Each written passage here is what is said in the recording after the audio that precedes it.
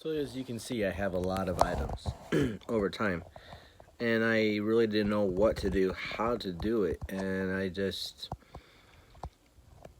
that time I was looking on eBay. I got an eBay account. It was free. Then I went on there and searched for items. Now, over time, stuff changes, got better. So we don't need to rehash the ups and downs of the beginning until now on how to use eBay. So I got me a store.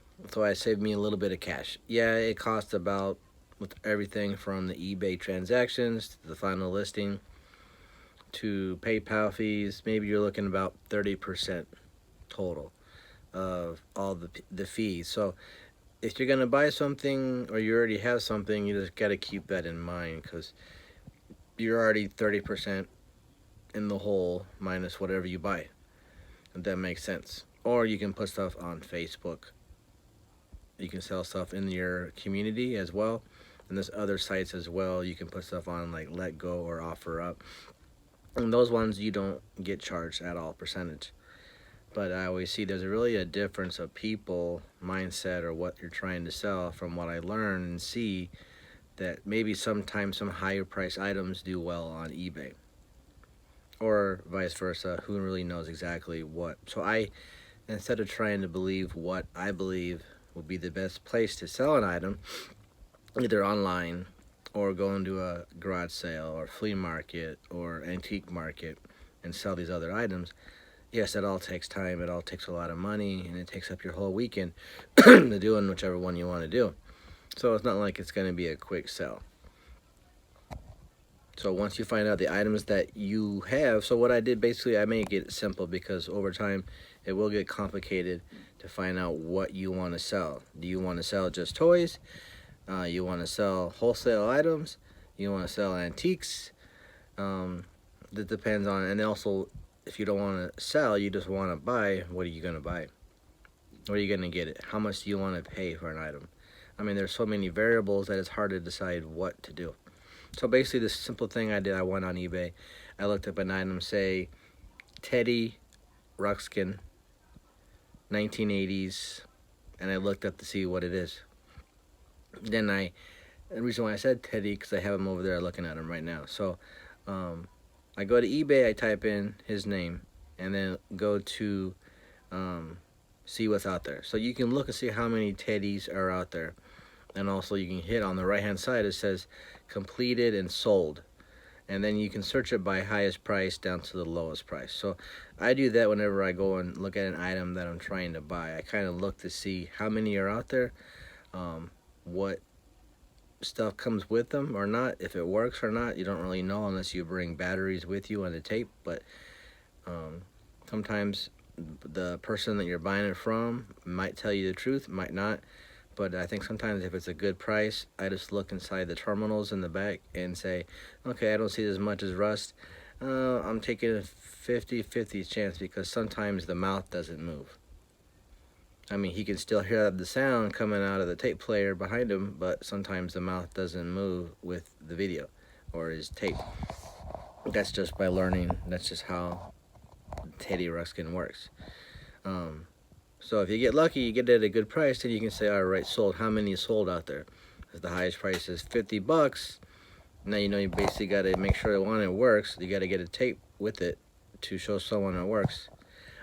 It's better to do a YouTube video. So you can refer it to your site and have them subscribe and look at your video and say, okay, now I have proof. Because on eBay, you can take a picture of the item, look at it, but it doesn't really show you it works. You have to take the buyer's word. Most of the time that they're correct if they do it. I mean, you can look there and say, do they accept returns? And if they do or they don't, I mean, if they don't and you buy it doesn't work, then you can try to dispute it or say it didn't work. But I think sometimes it's 50-50 chance. So me, I just be honest all the time. I just make it simple so I don't have to have no bad feeling.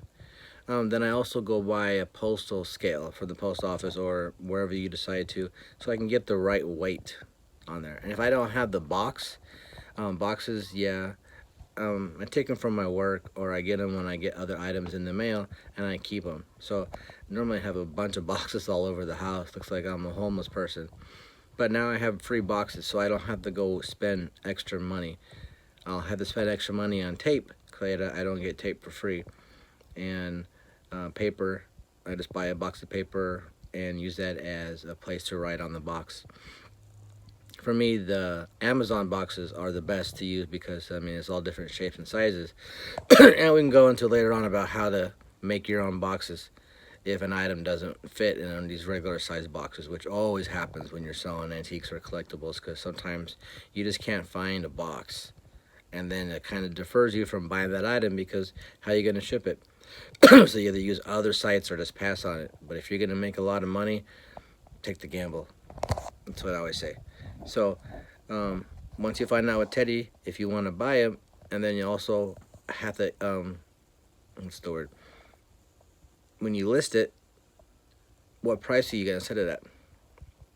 So they give you a suggested price. Once they give you a suggested price, you can decide if you want that as a buy it now, or buy it now as best offer, or just do it auction and see how it goes.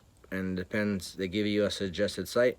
You can start low if you want to gamble, and hopefully you get a lot of bids. You get more interested persons, or if you do it higher, or you can just wait to find more items later on, his accessories, and the price could go up more because you have tapes, clothes, and different items that go with it. He also has a little buddy called Gumby. Looks like a little centipede. If you find him and you add that in there, and you have his little recorder or his cord that goes from Grubby to Teddy, then you make a little bit more money. You just got to also find the tape that goes with it. So there's a lot more variables in there. So just to keep it simple, just go down in your basement or your house and look at what you have. Look it up on eBay and say, okay, this is how much I can get for it. Then you make a decision. Am I going to list it or sell it? And where am I going to sell it at? You get more people on eBay all around the world that looks at your item buys just on Facebook is just in your local neighborhood. Or OfferUp, you can have items sent in the mail as well. So there's a lot of different ways to do an item for selling. So now this weekend is a huge flea market. It's the all-nighter flea market in Wheaton, Illinois. It's from 3 p.m. to 3 a.m. The dealer is set up at 9 a.m. So I go to buy and sell stuff. So when I buy and sell stuff, I can go there and set up an items, or I just park my vehicle, excuse me, and then go walk around and go buy items and get it in there before the rest of the public gets in there. So it's kind of good also to be a seller at these markets because you can go there and buy items before the rest of the people get in there. And then I always find a good rapport and try to find the items that match with someone else's collection that they're there. And then I kind of go there and pawn off the items. I bring it to them and try to get them to buy it if I can't sell it.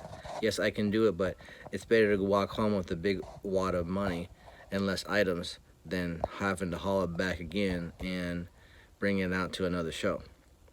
So there's a lot of ways to try it. And also too, when you're out there talking to people, it's kind of hard sometimes to read somebody when they're looking at an item, or if you have the right price point.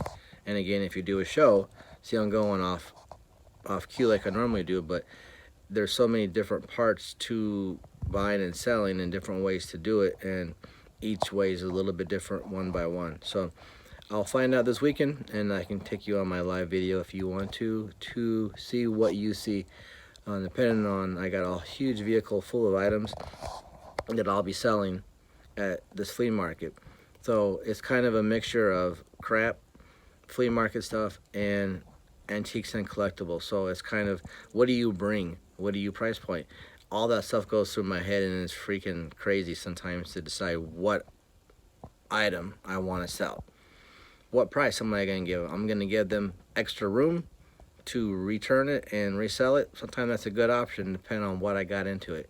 Or if it's just a kind of rare item, I put a high price, and then maybe I win, maybe I don't. It never really knows how to play the game. Sometimes if you get a good repeating customers there that come to your booth every show because you give them good deals, are you really making money or not? You just want to get rid of them. So it's kind of, how much money do you want to make?